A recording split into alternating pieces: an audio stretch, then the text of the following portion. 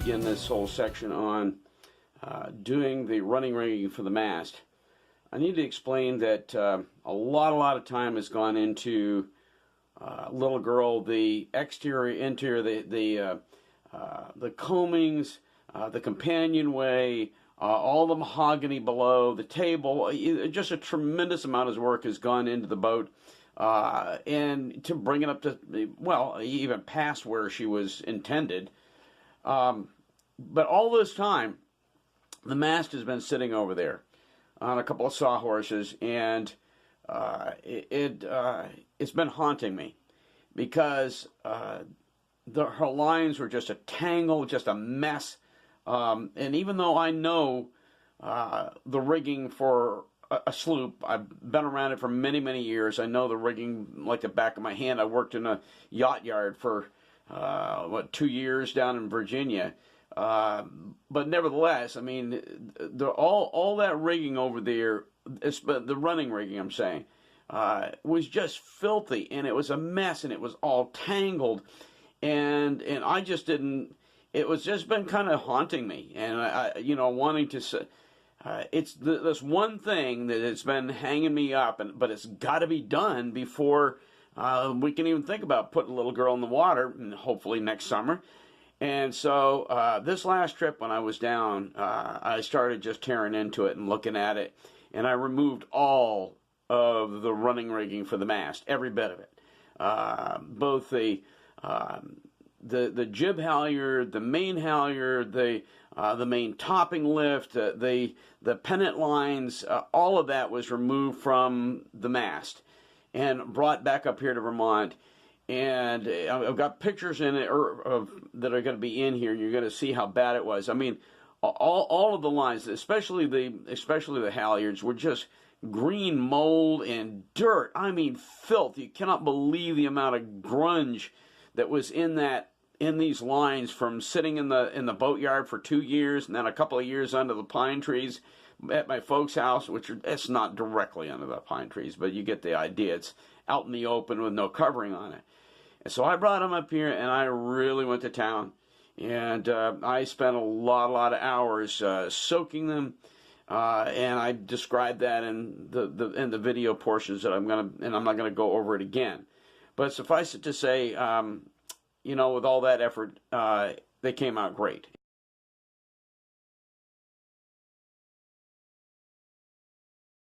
This is the other project I was looking at for this trip. I was looking at my halyards, both jib and main sheet, main halyard. And interesting, I don't see any internal halyards run on this mast at all.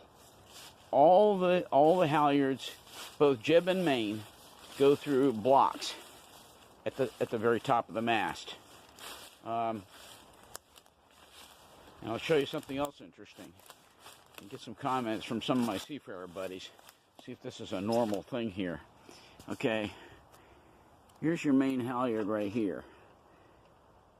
And I know the line looks horrible, but that's your block.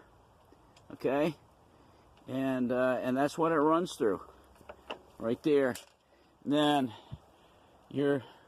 this is your forestay right here, and then this is your jib halyard, and it's a wire halyard. But look, watch this, okay?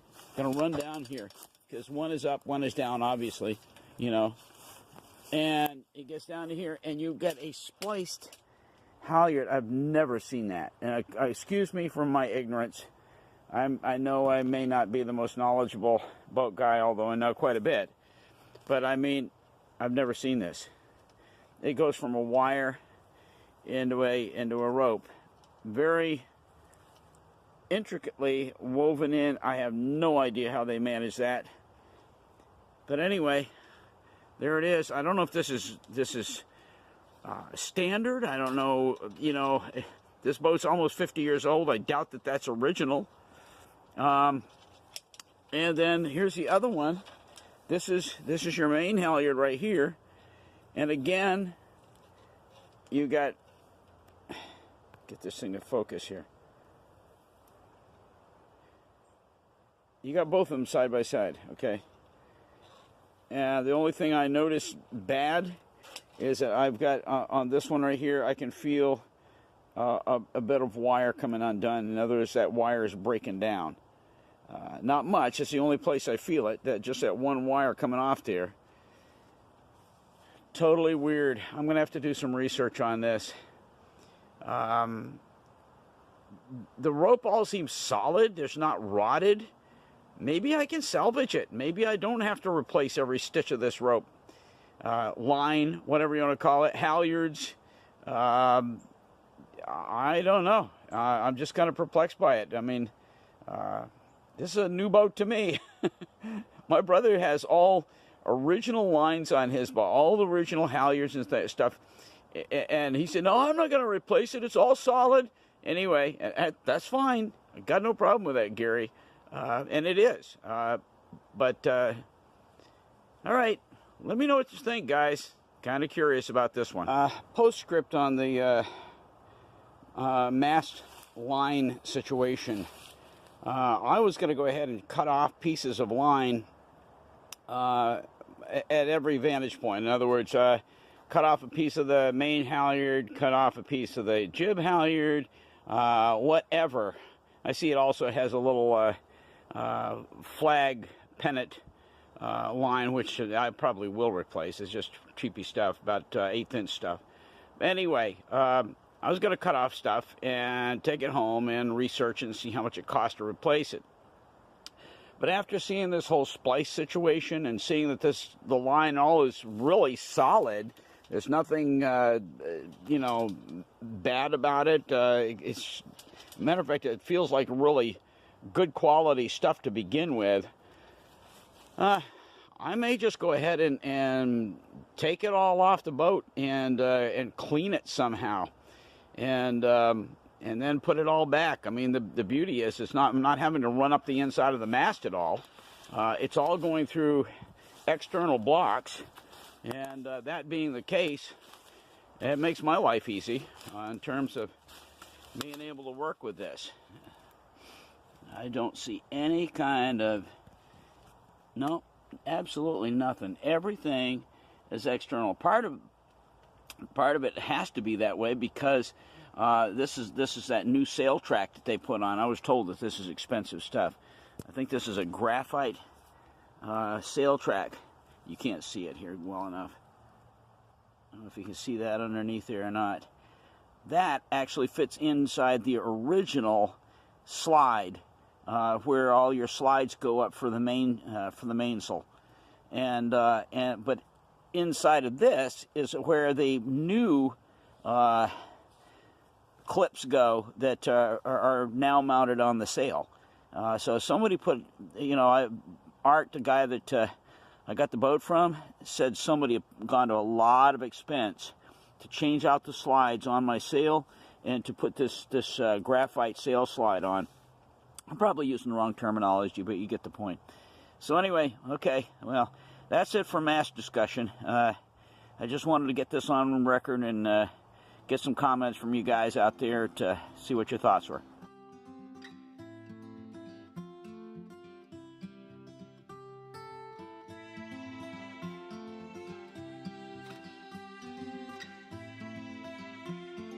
Project for this trip, all the running rigging has been removed from the mast, and it's all going back to Vermont and getting refurbished. I just went to the effort of taking these off the mast. This is the main halyard and block, and this is a jib halyard and block. And I've been in touch with some of the guys on Seafarer. Come to find out, this apparently is not uncommon. The whole business about having a rope to wire blend. Anyway, I'm taking these back home to Vermont, and I'm going to get them all cleaned up, and I'm going to put them back on the boat. They need some work. There's some green grungy stuff in this, but once it's all cleaned, I think we're in good shape. I think these will go right back on the boat with no problem, and they'll be able to control my mast and my jib with proficiency no matter what. I think we're in good shape.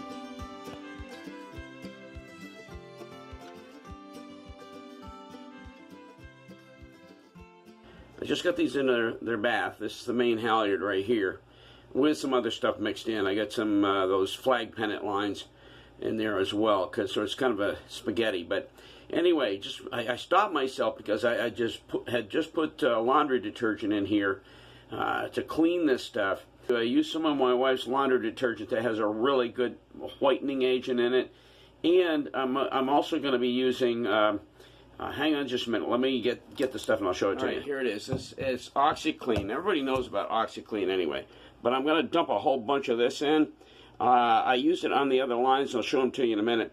And it really did a good job. I mean, it really whitened it up a lot. And there's no bleach in this. It's regular hydrogen peroxide is what it is. It's got a whole lot of it in it. And I've even got a bottle of hydrogen peroxide. I may dump some in. But I want you to see how filthy these lines were. Even on the boat, you couldn't tell totally until you get in a situation like this where you've got them isolated. You see a lot of green in there, you know, just grungy, dirty. Anyway, boy, I'm gagging here because I'm just getting over a cold. The halyard for the jib just came up fantastic, and as did the main topping lift. So anyway, I'm getting this started. I just wanted to stop myself before mixing this up, just to show you how kind of grungy these lines are, and then we'll do an after shot and let you see how things come out. Okay, well, I know this looks like an awful scramble, but this is the next to last step in washing my main halyard. I've already done the jib halyard and the main topping lift. And after giving it in a bath in the tub for 3 days, or 2 days, I transferred in here into a smaller setting so I can rinse it and scrub on it. And as I do this, it's really important that you get the scrubbing part in. What I do is, before it ever, as it's coming out of the water, I take one of the green screen scrub pad and go over it like this. And you cannot believe how much the water completely turns dark as you do that. It's one thing to let that detergent soak in, but you need to take it and kind of squeegee it and rough it up out, you know, and you can see that all of that stuff just coming out of the rope as it comes out of the water like this, and man, it just turns darker and darker and darker.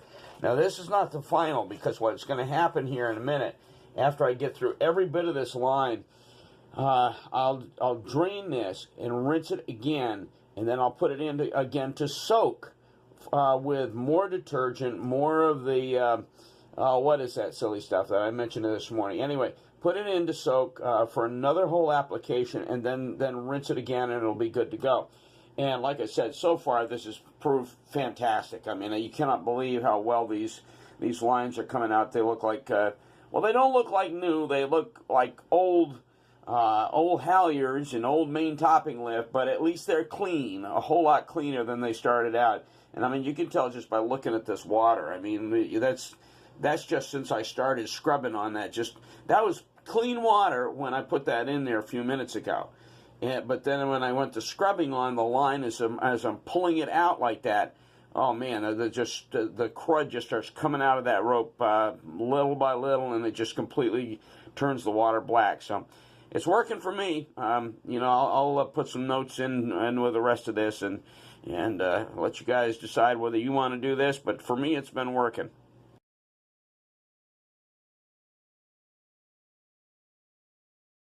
I want to take just a few minutes and show you the results of some of it. I don't have the main halyard up here. It's being kind of a pain right now, trying to. Some of the stainless steel rigging is wanting to do twists and turns and stuff like that. But I do have the jib halyard and the main topping lift, and I'm just going to show you what those look like.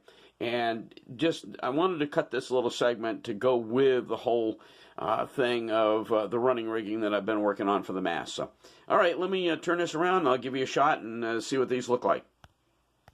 Well, I wish I had better light than this, but here's the main topping lift. And again, it's hard to give you an idea unless you had really seen clearly what it looked like before. But I mean, this is so clean.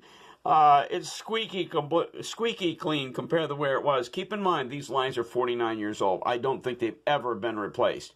They show the signs of wear and tear and a paint job. There's green paint from when they painted the boat. I don't know how they managed to get the green paint on it, but there it is. This is the jib halyard here. Again, I mean, it just came up so nice and so pristine compared to the way it was. It's just 100% better. It's not perfect because it's, like I said, 49-year-old line. But I'm just so pleased. This stainless steel cable, man, looks like it's brand new. All that scrubbing and stuff that I did in the tub and soaking, it just all came up great. So anyway, this is kind of a wrap on that. Oh, one thing I do have to do, I have to replace, this is the knot. I redid the knot because I wanted to make sure I remembered how to do it for the shackle here that catches the end of your boom, and this is a busted one. I found one online, just one, and I'd like to replace it with a shackle just like this. Believe it or not, the stainless steel ones they charge at West Marine are exorbitantly expensive, even for a little one like this. But one way or the other, I've got to replace this to go on my main topping lift. Anyway, all right, that's it. I just wanted to show you. Again, this line is so pristine compared to the way it was when I started out. And just real excited and pleased. And I'm not going to put it back on the boat directly. Until it's ready to go in, I'll probably re-rig everything just before it's ready to go in the water.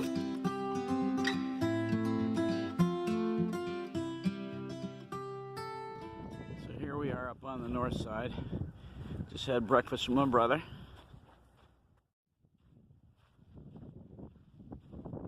We came out here in the winter time and kayaked up in Cape Cod Bay. Actually, not Cape Cod Bay, sorry, Barnstable Harbor. This is further down on Barnstable Harbor.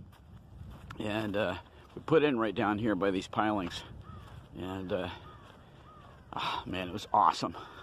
We got out there and we're literally going through thin ice. The kayaks are breaking a thin sheet of ice all the way out. It was just beautiful. Middle of the winter time, nothing but the sound of the... Hang on, let's try to... Now they shut up as soon as... Nothing but the sound of the birds. Anyway, tide is out. Wish there was smell-o-vision so you could smell this. I love it. This is just glorious. You're looking out at the backside of Sandy Neck there, and on out to Cape Cod Bay. Beautiful, beautiful. Kind of gray, but on a day this pretty, who cares?